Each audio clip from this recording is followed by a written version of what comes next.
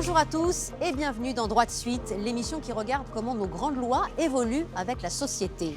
Presque 35 ans après son adoption, on s'intéresse aujourd'hui à la loi Évin. Alors pas dans sa dimension de lutte anti-tabac, assez restrictive, assez efficace par ailleurs, mais dans la dimension de la lutte contre l'alcool. Et là, on assiste à un deux poids deux mesures assez édifiant. On peut consommer de l'alcool dans les stades, vous le savez. Les promotions sur les alcools forts pullulent par ailleurs sur les réseaux sociaux. Nous sommes ici à Laval, au cœur des halles gourmandes, et on va interroger le rapport des Français à l'alcool qui tue chaque année 49 000 personnes. Clément Guillonneau a posé la question au père fondateur de ce texte, Claude Évin, qui, avec l'avantage de la rétrospective, nous dresse aujourd'hui le bilan de son texte. À chaque rencontre sportive, alcool à foison dans les buvettes des stades, dans les transports en commun, cigarettes à la bouche, et même dans les cafés. Bienvenue dans un monde que les moins de 35 ans ne peuvent pas connaître. C'est ça, parce que moi aussi j'ai fumé. Non, mais pour supporter la cigarette des autres, il fallait fumer. Le 10 janvier 1991, la loi Évin est votée, portée par le ministre de la Santé de l'époque, Claude Évin. Une loi de santé publique avant tout. Étant ministre de la Santé, j'estimais qu'il était de ma responsabilité de contribuer, parce que la loi ne fait pas tout, mais de contribuer à réduire en tous les cas la consommation, et notamment les effets de la consommation sur l'état de santé de la population. La loi Évin comporte deux volets distincts, la lutte contre le tabagisme et la lutte contre l'alcoolisme. Depuis 1991, la lutte contre le tabagisme s'est renforcée via plusieurs décrets. L'ancien ministre s'en félicite. Aujourd'hui, je crois qu'on peut se féliciter que dans un train, par exemple, il n'y a plus la possibilité de fumer. Et puis progressivement, on voit des évolutions, y compris d'ailleurs, ce que moi je trouve intéressant, qui correspondent d'ailleurs à une demande de la population, plus récemment dans les espaces publics même ouverts, les parcs, les plages, etc. Mais pour ce qui est de la partie alcool du texte, le bilan est bien plus mitigé. À l'origine, la loi prévoyait, entre autres, la restriction de la publicité en faveur des boissons alcooliques à certains supports uniquement, comme la radio à des horaires précis, ou bien encore elle prohibait la vente d'alcool dans les enceintes sportives. Au regret de Claude Évin, la réglementation a depuis été largement assouplie. Aujourd'hui, il y a de la publicité en faveur de l'alcool dans l'espace public d'une manière générale, que ce soit dans les couloirs du métro, que ce soit par affichage et pas uniquement dans les lieux de production. Et puis d'autre part, il y avait un dispositif aussi là concernant la consommation, par exemple une interdiction de vendre de l'alcool dans les enceintes sportives. Ça a été réintroduit depuis par voie législative. 35 ans après la loi Évin, le nombre de fumeurs et la quantité d'alcool consommé en France ont tous deux diminué, mais le tabac et l'alcool restent les deux facteurs de risque de cancer les plus importants. Et je vous retrouve donc à Laval, nous sommes en Mayenne, dans ces halles gourmandes pour partager une expérience de terrain et le témoignage d'un professionnel de santé. Bonjour David Le Boulanger, Bonjour. Vous êtes médecin addictologue. À partir de quel volume, de quelle quantité, docteur, on peut juger qu'une consommation d'alcool est excessive?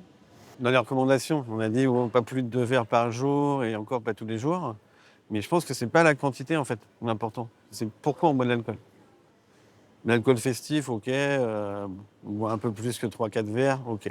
Après, quelqu'un qui va boire, par exemple, on va dire une personne âgée qui va boire un verre de rouge à chaque repas, bon, il est à ses 2 verres par jour, tout va bien. Il n'est pas dans le risque, soi-disant, très bien. Quelqu'un qui va boire, par exemple, 2-3 apéros le soir en rentrant du boulot, on est dans autre chose. C'est-à-dire qu'on cherche un effet, donc là, on commence à mettre le pied dans quelque chose qui n'est pas normal. On va parler dans quelques instants de la bataille des viticulteurs, notamment des vignerons français, face à ces lois qui peuvent être trop restrictives pour eux, économiquement aussi dangereuses. Est-ce que pour vous, il y a des types d'alcool qui sont clairement plus néfastes, plus dangereux que d'autres? Non, en France, on classe en verres d'alcool, c'est 10 grammes d'alcool par verre, et en fonction de la quantité. Alors nous, on apprend ça à nos patients, parce que par contre, il y a des gens qui boivent un verre, et ils nous disent je bois qu'un verre par jour. Mais en fait, le verre, c'est un verre eau comme ça. Et donc, on a besoin de leur expliquer, non, c'est en centilitres, ça fait combien? Et après, on compte en bouteilles par semaine, après. Parce que, donc, mais si, par exemple, il y a des gens qui arrêtent l'alcool fort, parce qu'ils n'ont pas le choix, ils vont passer à la bière. Mais en fait, ils boivent plus. Eh oui. Donc, Et sur la loi Évin qui nous rassemble aujourd'hui, si vous deviez donner, vous, après Claude Évin, bien, le regard du on pourrait professionnel. rajouter. Moi, j'entends quand même souvent des pubs à la radio. Et j'ai des patients qui sont dans l'obligation d'arrêter, ça les dérange. D'entendre des choses à la radio, le petit rosé, de je sais pas quoi, etc.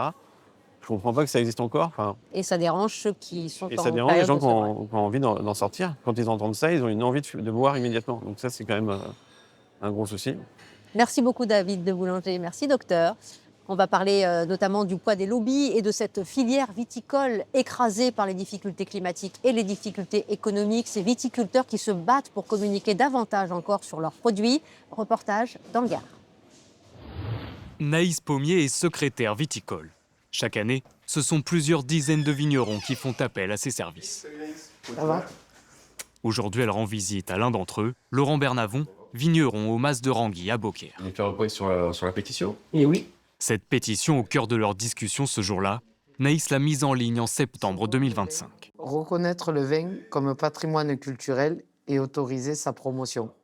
On demande à ce que le vin devienne un patrimoine culturel pour dire déjà que ce n'est pas un alcool comme les autres. C'est-à-dire que derrière le vin, il y a du travail, il y a du terroir, il y a tout ça.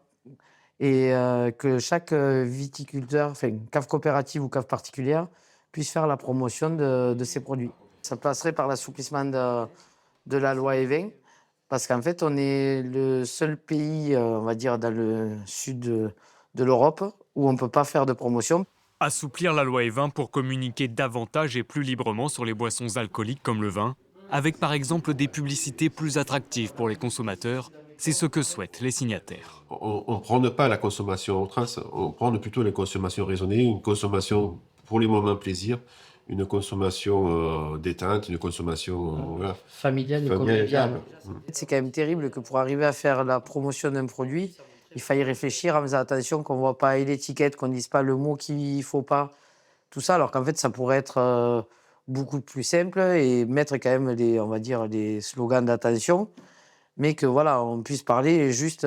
Souvent, les viticulteurs, ils parlent avec le cœur de ce qu'ils font, et là, pour le coup, pas du tout.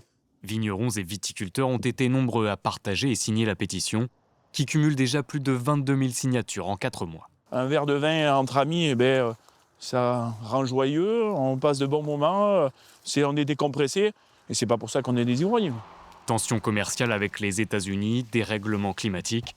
Le président territorial de la coopération agricole du Gard sait que la crise que subit actuellement sa filière n'est pas seulement due à la loi E20, mais il estime qu'elle constitue un frein supplémentaire à leur activité. Il nous faut des fois pas grand-chose, mais un peu d'espoir en disant on va pouvoir communiquer, on va pouvoir...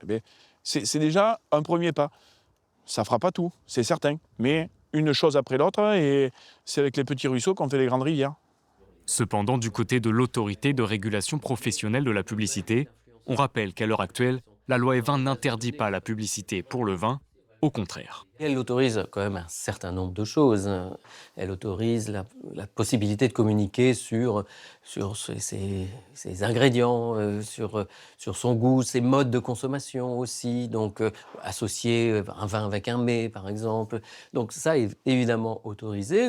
On peut montrer le viticulteur, le distributeur, et donc on peut le montrer, évidemment, dans sa profession. Là aussi, on ne le montre pas en train de festoyer. Et puis, toujours se rappeler qu'il faut évidemment cette mention, qu'il y a une taille minimale à respecter. L'abus d'alcool est dangereux à consommer avec modération. Si les associations de prévention contre l'alcoolisme sont vent debout contre un assouplissement de la loi E20, la filière viticole trouve son relais auprès de certains politiques. Les parlementaires ont déposé pas moins de 25 propositions de loi pour exclure le vin de la loi. C'est Elisabeth Doineau qui nous rejoint dans cet échange. Vous qui êtes sénatrice de la Mayenne. Bonjour madame. Bonjour Wendy. Co-auteur d'un rapport sur la fiscalité comportementale qui a fait notamment vous interroger sur le bilan de la loi E20 qui nous réunit aujourd'hui dans ce droit de suite. Vous avez donc analysé les limites aussi de cette loi en termes de santé publique. Je vais d'abord vous faire réagir à ce qu'on a entendu de la part de ces viticulteurs empêtrés, on le sait, dans des considérations économiques, climatiques complexes. Lorsqu'ils disent que cette loi E20 est un frein à la filière, qu'est-ce que vous leur répondez? Tout d'abord, je voudrais leur dire mon respect pour leur travail, pour leur production, pour la qualité de leur production. Et que si j'ai, comme aujourd'hui, accepté cette émission, c'est justement pour essayer de faire un pas vers eux. Leur dire que la loi E20, entre autres, mais toutes les politiques publiques en termes de santé publique qui sont liées à la lutte contre l'alcoolisme, eh bien, ils doivent les porter avec nous. Ils doivent les porter avec nous parce que je ne crois pas qu'ils soient insensibles à la mort d'un jeune à l'issue d'une soirée trop arrosée. Je ne pense pas qu'ils soient insensibles au fait qu'une maman accouche d'un bébé qui a des syndromes d'alcoolisation fœtale.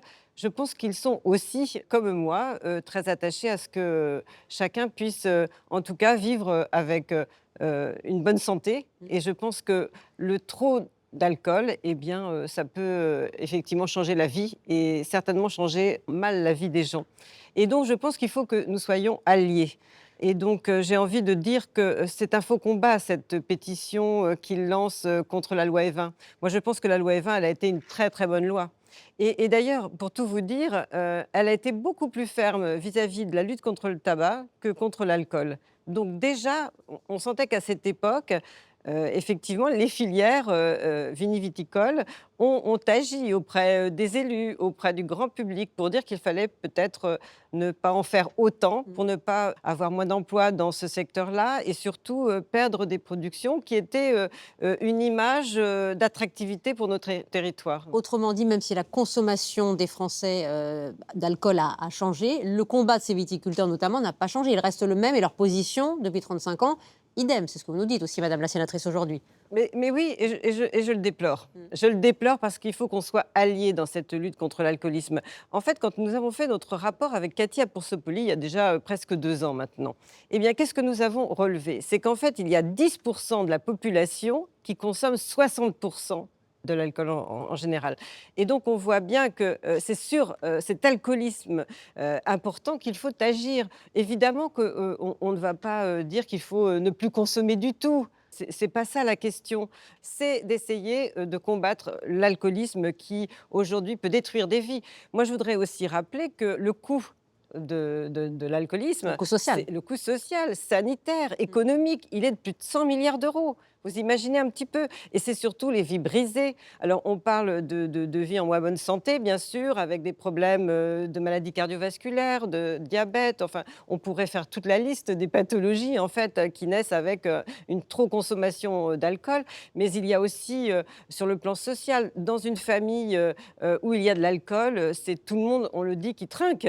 C'est très clair ce que vous nous dites, puisqu'on parle du suivi de la loi, de l'application aussi de cette loi, du fait qu'elle doit épouser les évolutions de la société. Très clairement, on nous avait dit qu'il y a 2 poids, 2 mesures dans cette loi Evin, et on l'évoquait au début de l'émission, beaucoup plus restrictive sur le tabac, plus laxiste au fond sur l'alcool. Comment on travaille, main dans la main, vous le souhaitez, mais justement à faire évoluer cette loi, et dans quelle dimension, la sénatrice que vous êtes, les parlementaires peuvent travailler à cette amélioration?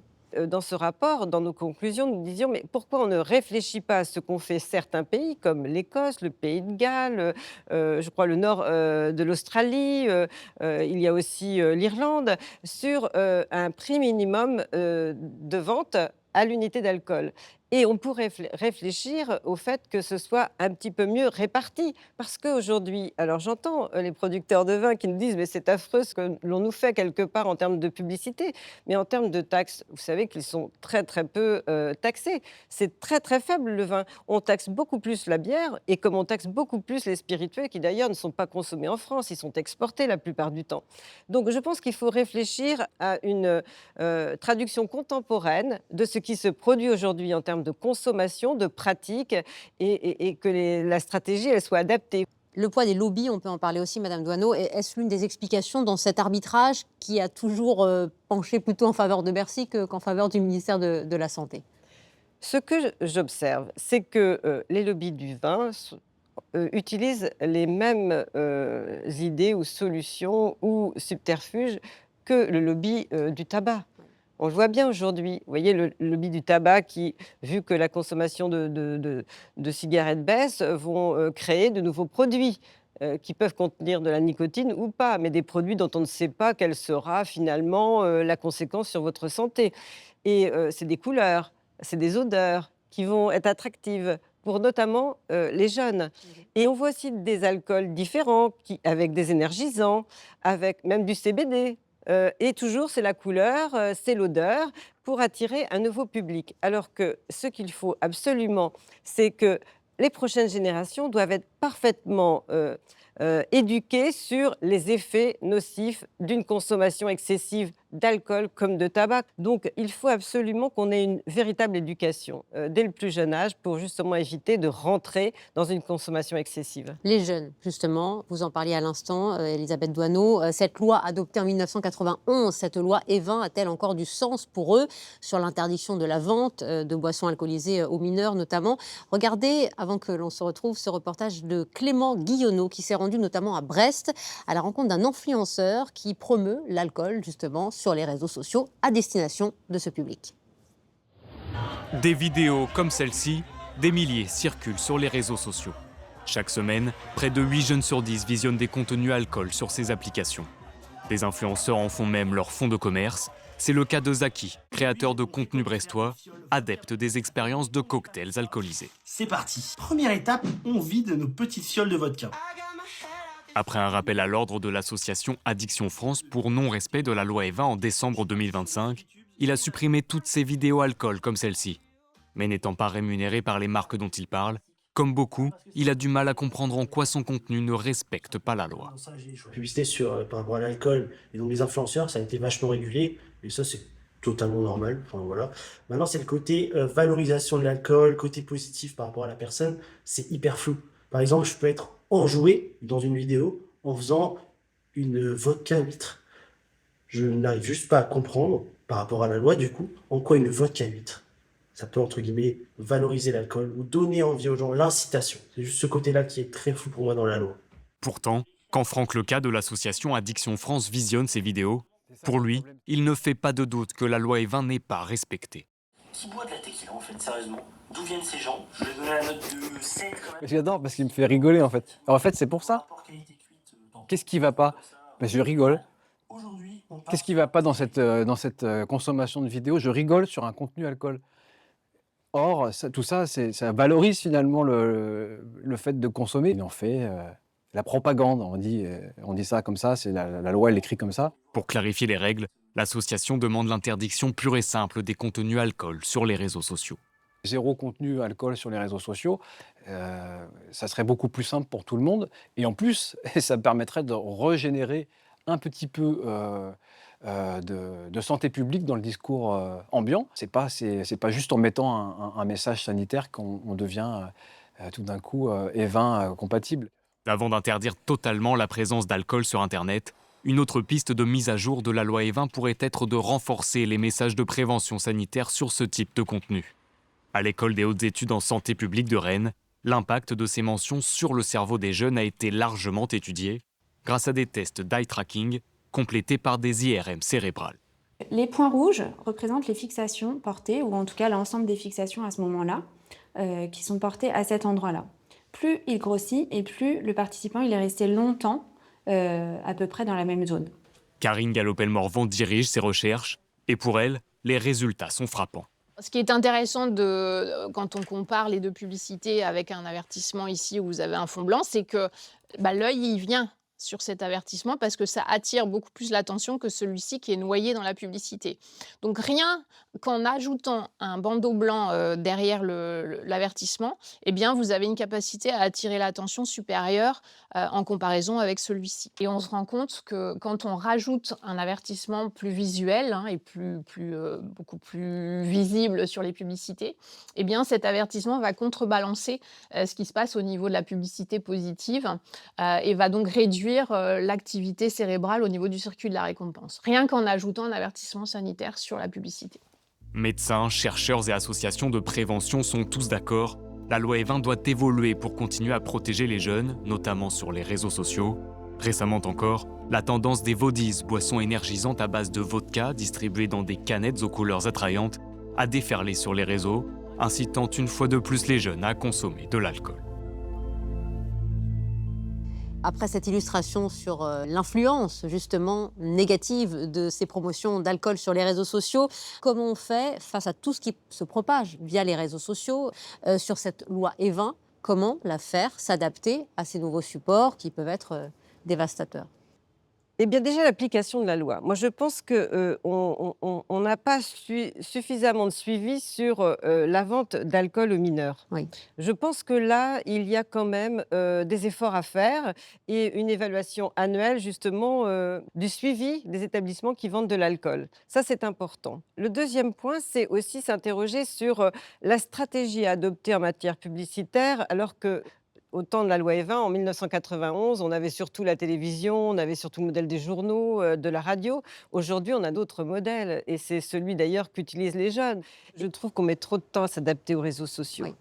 D'abord parce que, vous voyez, les lois pour aider les familles à éloigner leurs enfants de l'outil, notamment pendant le temps scolaire et notamment pendant peut-être d'autres temps, on aurait dû agir depuis bien longtemps.